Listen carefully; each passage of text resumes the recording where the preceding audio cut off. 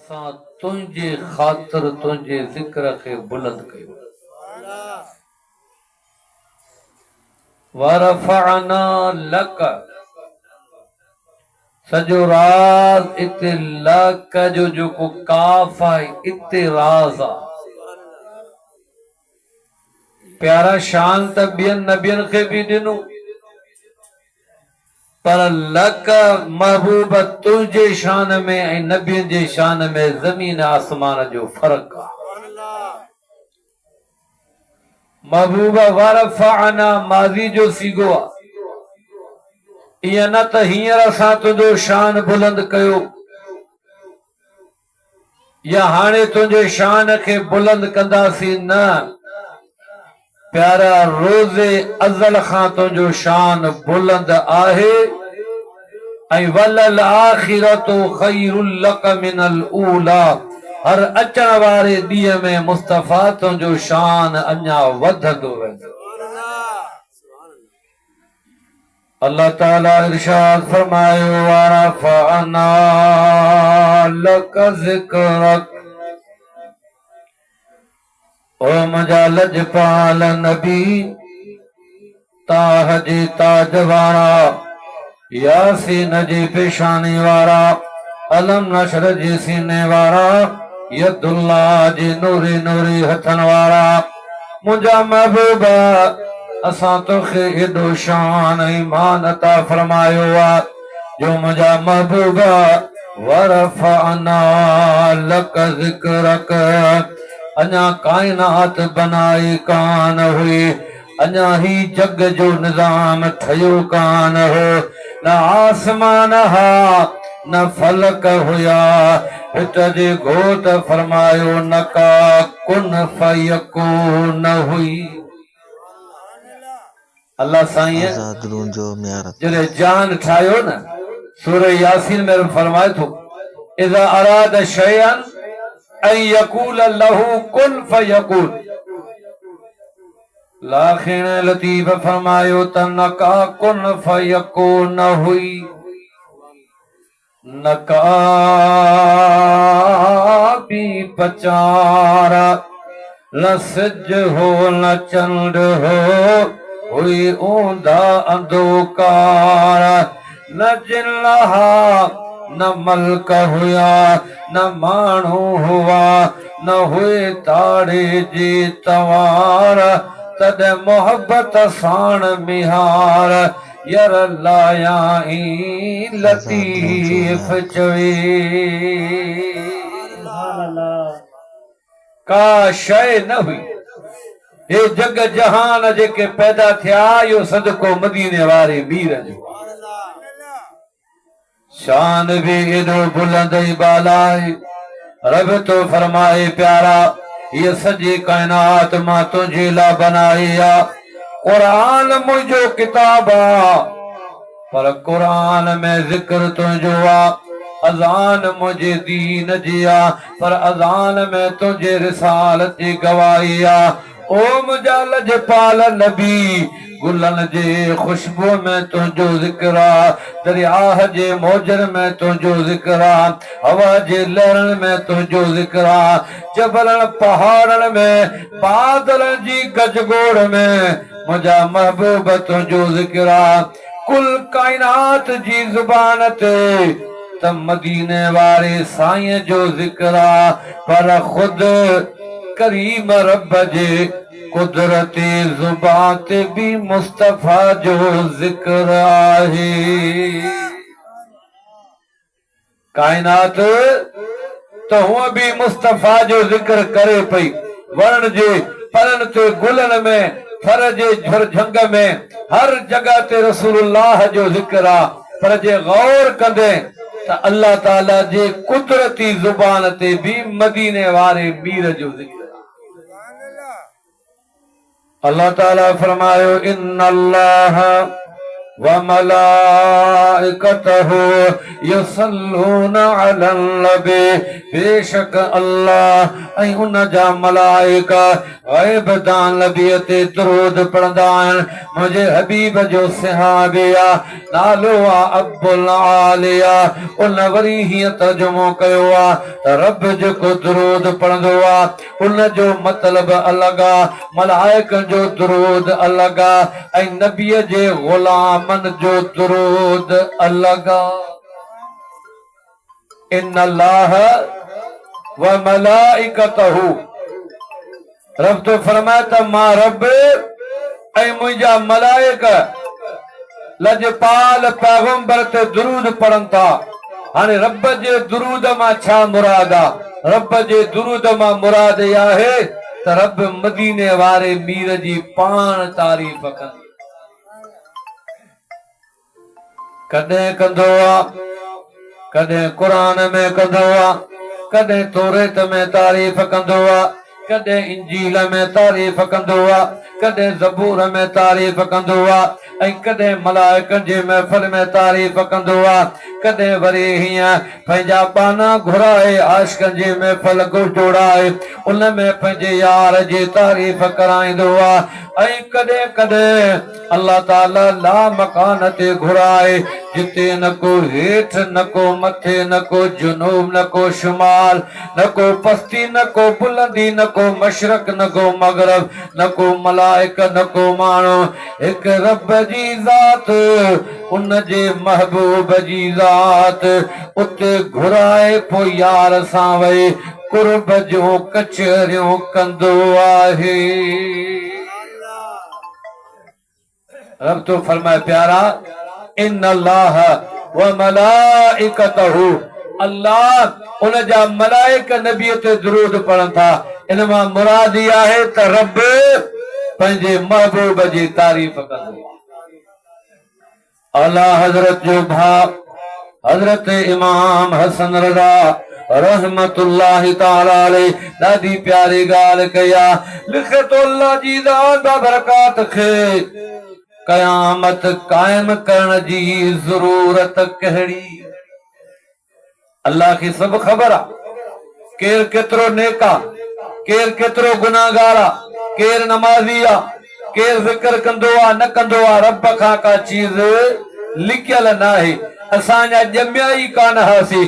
रब खे पहिरीं ख़बर आहे त केतिरा गुनाह कंदो, केतिरियूं नेकियूं कंदो। अलीम बिज़ात सुदूर आहे, उन खां का चीज़ लिखियल न आहे।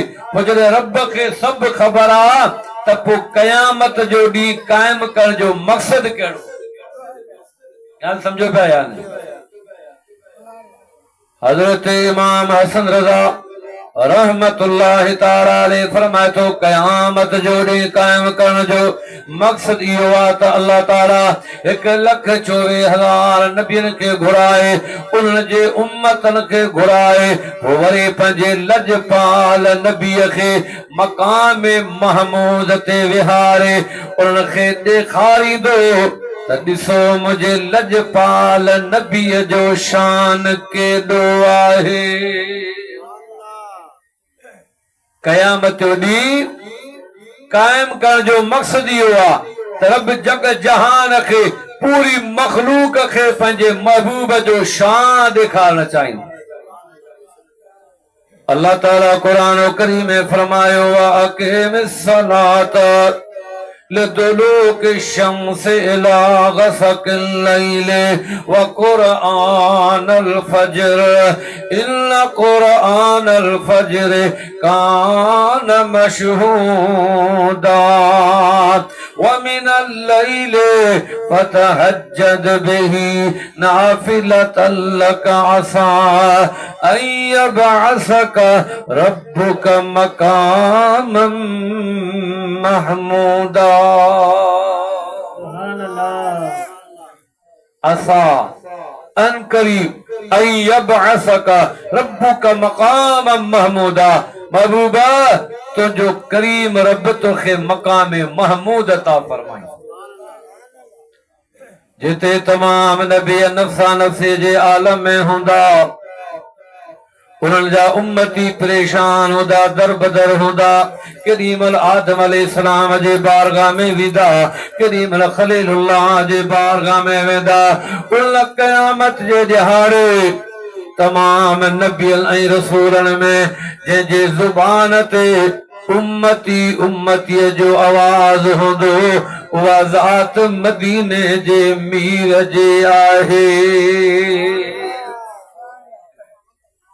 साहबन अर्ज़ कयो, या रसूल अल्लाह, क़यामत जो ॾींहुं वॾो ॾींहुं आहे, सिज नेज़े बराबर हूंदो, ज़मीन तांबे वांगुरु तपी वेंदी। यौम यफिरुल मर्उ, अमड़ धीअ खां अलॻि थी वेंदी, पीउ पुट खां बेज़ार थी वेंदो, दुनिया जूं दोस्तियूं, दुनिया जूं यारियूं, रिश्ता नाता तालुकात ख़त्म थी वेंदा। ऐं लजपाल पैगंबर, भला क़यामत जे ॾिहाड़े असीं तुंहिंजा ग़ुलाम तोखे किथे ॻोल्हियूं? सुभान अल्लाह। मदीने जे ताजदार फरमायो, मुंहिंजा ग़ुलाम, बेशक क़यामत जो ॾींहुं वॾो आहे, तमाम नबियन जो उम्मतूं हूंदियूं, पर मां मुस्तफ़ा खे टिन जॻहियुनि ते ॻोल्हियूं। घणी जॻहियुनि ते? कहिड़ियूं कहिड़ियूं? हबीबन करीमन फरमायो, पहिरीं उते जिते मुंहिंजी गुनाहगार उम्मत जा गुनाह तोरिया वेंदा। हबीबन करीमन फरमायो, तराज़ो लॻंदो, नेकन जा त पला भारी थी वेंदा, पर जेके मूं जहिड़ा गुनाहगार बेअमल बेकार, जिन जा गुनाह घणा थी वेंदा, नेकियूं हल्कियूं थी वेंदियूं। हबीबन करीमन फरमायो, उन टाइम ते मां मुस्तफ़ा सल्लल्लाहु अलैहि वसल्लम उन्हनि गुनाहगारनि जे नेकियन वारे पलड़े में हिकिड़ी पर्ची विझंदुसि। उहे उम्मती जिन जा गुनाह घणा हूंदा, नेकियूं हल्कियूं थी वेंदियूं, क़यामत जे ॾिहाड़े लाखिण लतीफ़ फरमायो त मारो मिट मली रजा, मारो मिट मले रजा, सभई मूं सरदार, मैशर वेल मैदान में मोहब्बत थींदा महदार, पुलोयन वारा लख हज़ार, पर मारो मजन हिकिड़ो। जिते नबी हथ कढी वेंदा, अबो हथ कढी वेंदो, सगी अमर औलाद खे न सुञाणंदे, भाइपियूं ख़त्म थी वेंदियूं, रिश्तेदारियूं ख़त्म थी वेंदियूं। उते बि क़यामत जे ॾिहाड़े मुसलमान जे कम ईंदो त मदीने जो मीर कम ईंदो। हबीबन करीम फरमायो, मां हिकिड़े पर्ची नेकियन में विझंदुसि, अल्लाह जे फज़लो करम सां उन उम्मतीअ जूं नेकियूं गरियूं थी वेंदियूं, गुनाह हल्का थी वेंदा। हू मुंडे निहारे चवंदो, तुंहिंजी महिरबानी आ, अॼु जिते अबो कम कोन आयो, अमड़ कम कोन आया, तो भलाई कया। ओ भलाई करण वारा, पंहिंजो तारफ़ करा, तो केरा? हबीब करीम फरमाईंदा, गुलाम, मां तुंहिंजो नबी मदीने जो मीर हां, तो मुंहिंजे मथां सलात पढ़ी हुई, दुरूद पढ़ियो, वो तुंहिंजो दुरूद मूं वटि महफूज़ आहे। अॼु मां उहो दुरूद तुंहिंजे नेकियन में विधो आहे त नेकियन जो पलड़ो बहारी बणिजी वियो। चओ सल्लल्लाहु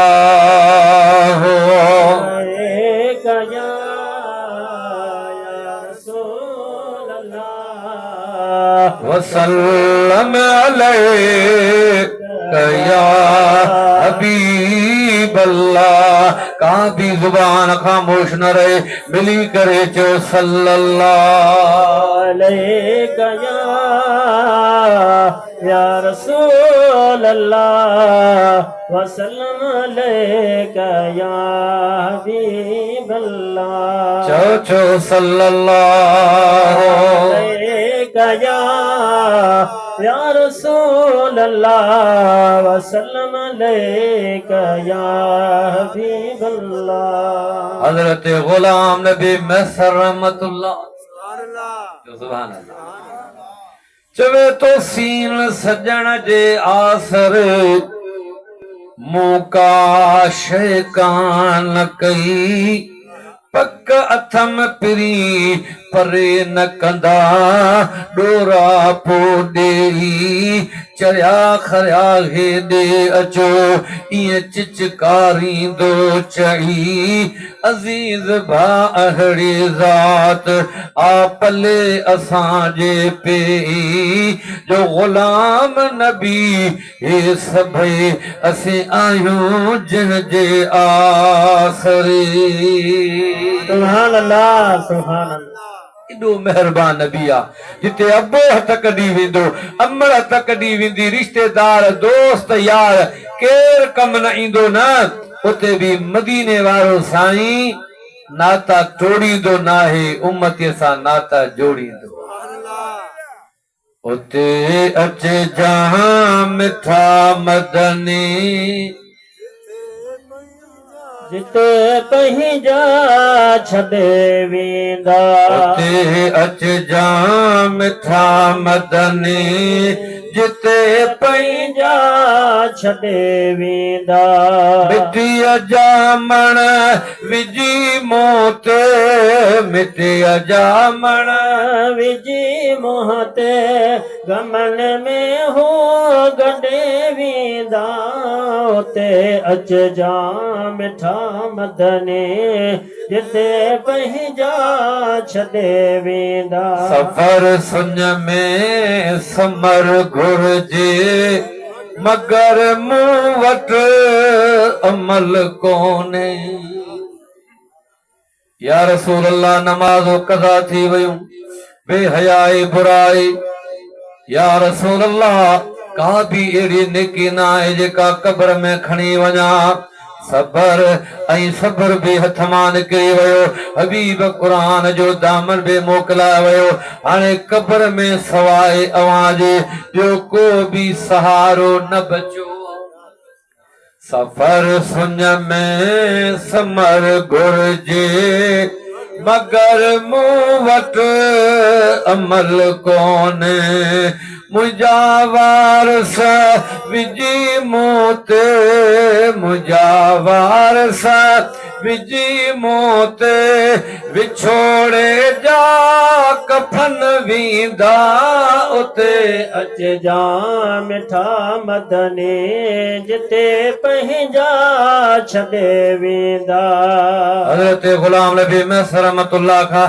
के पुछो जी गुलाम नबी चई जी वॾे हाम तो हणे त मदीने वारे जो गुलाम आया भला क़यामत जे ॾिहाड़े 1.25 लख नबी हूंदा उन जो उम्मत हूंदो दे ख़बर एॾे वॾे मजमे में हसनैन जे नाने खे कीअं ॻोल्हींदे सुभान अल्लाह जो सुभान अल्लाह सुभान अल्लाह गुलाम नबी अॼु त वॾी हाम पियो हणी हाक पियो हणी त मूंखे लेर नकी लोॾो आहे मुंहिंजो मदीने वारो साईं वेठो आहे भला क़यामत ते ॾियारे 1,24,000 नबी हूंदा उन्हनि जूं उम्मतूं आदम अलैहिस्सलाम खां वठी ओ क़यामत ताईं जेके इंसान आया ई ईंदा सभई क़यामत ते ॾींहुं गॾु हूंदा उते यार खे सुञाणंदे की गुलाम नबी मैसर मुर्की पियो जे क़यामत अचण ॾे ॾिस त पोइ यार खे कीअं थो सुञाण पुछण वारे पुछो कीअं सुञाणंदे हशर वेल हूंदा सवेरा जराणा तनी में मोहम्मद पर खां सुञाणा सुभान अल्लाह सुभान अल्लाह जो आवाज़ न आयो सुभान अल्लाह लाखिन लतीफ फरमायो त 1.25 लख सोढन जो 1.25 लख नबियन सवा लख सोढल जो रोसदनी खां अग मिड़नी मथा में धरे पीड़े दिनो पग थो छोट को जग जद राणो आयो राज में सुभान अल्लाह राणो आयो राज में थी सोढियल खे सार परे वेठो पत मणियो हीरन संदा हार हाणे कानी बि पचार माग मिड़ो ई में धरो ओला नबी कीअं सुञाण दे कि को क़यामत अचण दे ॾिस त यार खे कीअं थो सुञाण हशर वेल हूंदा सवेरा जराणा तनी में मोहम्मद पर खां सुञाणा कीअं सुञाण दे चवे तो हंदस छोट कारे जो झंडो हथन में हंदस छोट कारे जो झंडो हथन में मुझो मुस्तफा पाक पथरो लखन में वरी गुलामन अर्ज कयो या रसूल अल्लाह या हबीब अल्लाह क़यामत जाड़े तमाम नबियन जा उम्मती होंदा ओ लजपाल नबी तू पंहिंजे उम्मत खे कीअं सुञाण दे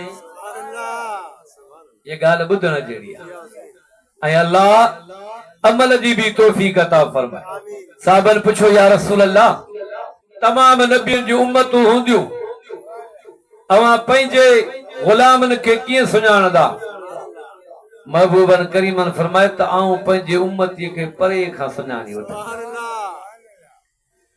या रसूल अल्लाह कीअं सुञाणदा मुवत्ता इमाम मालिक जी हदीस आहे हबीबन करीमन फरमायो त मुंहिंजे उम्मत जी सुञाण पई आहे त जेके उज़वा मुसलमान नमाज में धोईंदो आहे क़यामत ॾियारे उहे सिज वांगर चमकंदा